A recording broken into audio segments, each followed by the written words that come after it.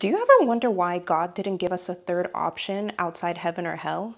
I think it comes down to one thing. I think that having a third neutral option would be more of a default, but God wants us to be intentional and He wants us to make a choice.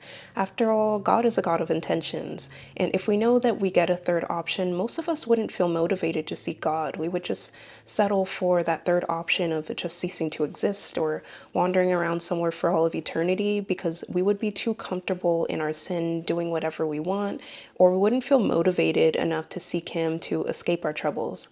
But by only giving us one really great option and one really horrible option, God lights a fire under us to be really intentional about what we choose to do with our lives.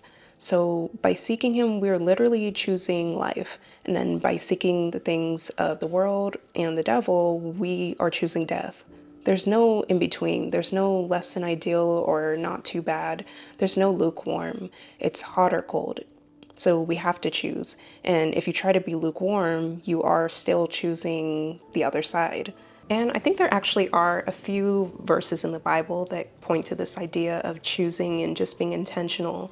So if we look at Joshua 24, verse 15, it says, "But if serving the Lord seems undesirable to you, then choose for yourselves this day whom you will serve, whether the gods of your ancestors served beyond the Euphrates or the gods of the Amorites in whose land you are living.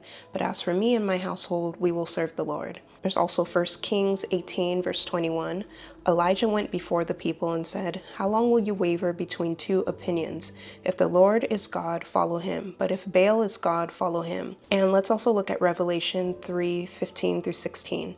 "I know your deeds, that you are neither cold nor hot. I wish you were either one or the other.